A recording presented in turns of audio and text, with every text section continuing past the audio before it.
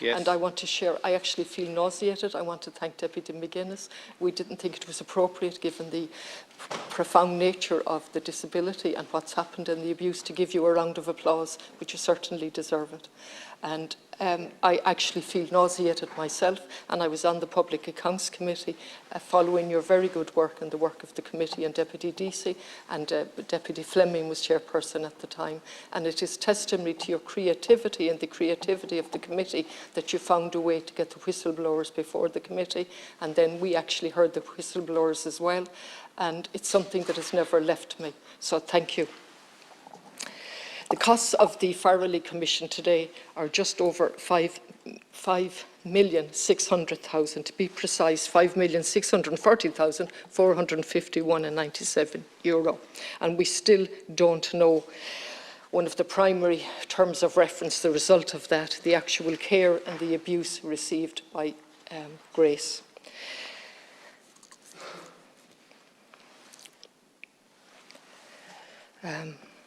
We don't know about the treatment of the whistleblowers that have been mentioned and their allegations that there was suppression of these events, and we don't know anything about how they were punished as a result of coming forward. On page 4 of the number 2 report, we are informed that principal tasks remain, and that the report, no indication when the report will be completed. And there's a reference to previous reports, 8 interim reports, all of which have been published. Indeed, they have not. I'm aware of 5. I can get 5, not the other 3. Now, Minister, I know you're a hands-on Minister, and I know your heart is in the right place and you work very hard, but this speech today is an insult.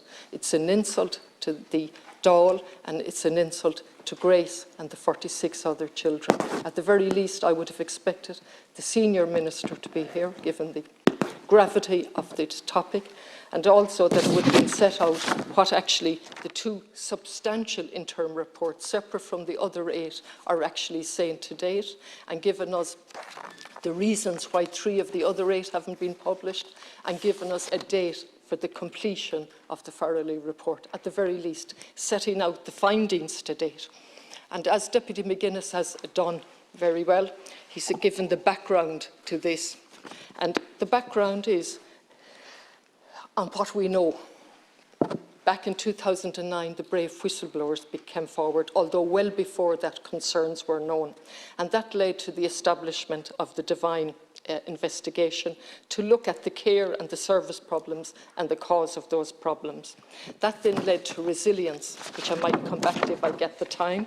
And the resilience was to look at the 46 others who were placed there, followed by the Dignam report, or the Dignam report, to review the previous 2 reports and look at the procurement of those reports and the reasons for the non-publication of the reports. And of course, the reason about the procurement was that Resilience was a company that, I'll be careful with my words, indeed, but I've lost all sense of carefulness because the nausea is overpowering me at the narrative of what's going on here. And so the Resilience company was formed with employees that worked for the health executive previous to that. And so we've had, on top of that then, we had the Deloitte report, which I think came about as a result of the presentation to the Public Accounts Committee. And the Deloitte was published on the 15th of September 17, looking at the money given to the service provider where Grace went eventually, because they felt they weren't getting sufficient funds to look after her, and they felt they were being targeted. And so we had the Deloitte report. Now, interesting about those reports is Divine was March 12, and when Deputy O'Casey says we all knew, let's see now what happened when the reports. So Divine, March 12, wasn't published till February 17. The Resilience report, March 15, not published till 17. The Conor Dignam report, the 29th of August 16, review of certain matters relating to a disability service, published on the 6th of June. And it was as a result of that report, the Dignam report, which wasn't published till June 19, but it was given to the Health Board in 16, that we got the other reports. And of course, all of the time, the guards, there was a guard investigation similar to what's happening in Donegal, with my colleague Deputy Pringle has outlined, when there were no reasons for that at all. And Conor Dignam clearly pointed that out. On top of these reports, of course, as I've said, we've had the 8 interim reports, some of which are available, and 2 substantial reports, which the Department didn't see important enough to set out today. The Commission was established in 17. As has been said, it was to report in 18. And here we are in 21, 18, 19, 20, 4.5 years later more, and no sign of a final report. Let me just give... Grace was a vulnerable child and a vulnerable adult with serious learning difficulties, and we can portray her that way.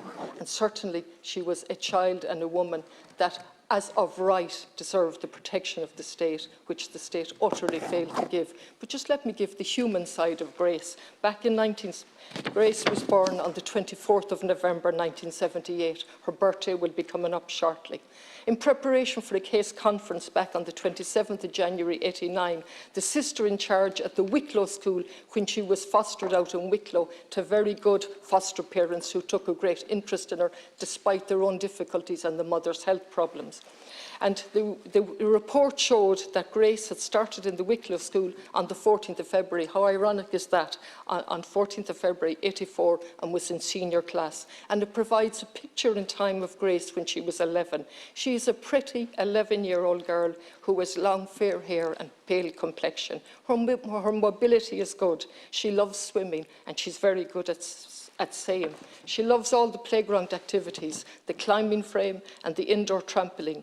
She still needs help with ball games. She loves musical play.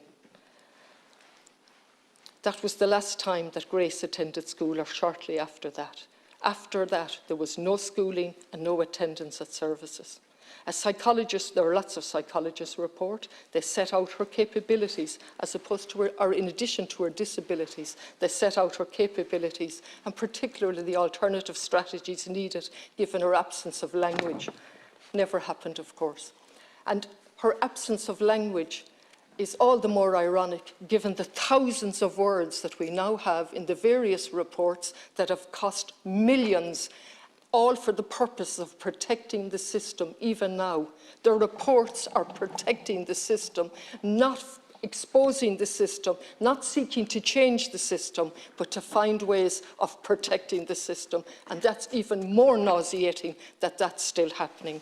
Some of the findings that the Department of Health have failed to set out in your speech, Minister, the concluding observations in the second report, ongoing lack of clarity about Grace's legal status. I'll go up and down. Delays, indecisions and U-turns, lack of coordination and follow-through, paralysis about interconnection between care decisions and legal considerations, inconsistent approach to monitoring, ongoing confusion and misunderstanding, misconceptions about the role and the legal status of Mr. and Mrs. X and Grace's mother with respect to decision-making. Let me mention Mr. and Mrs. X, who their marital status is immaterial to me, but the Health Board were at all times unaware of their marital status and believed they were married. They never checked up on the fact that Mrs. X said she was a registered childminder. They didn't check up on that. They didn't check up on the criminal history.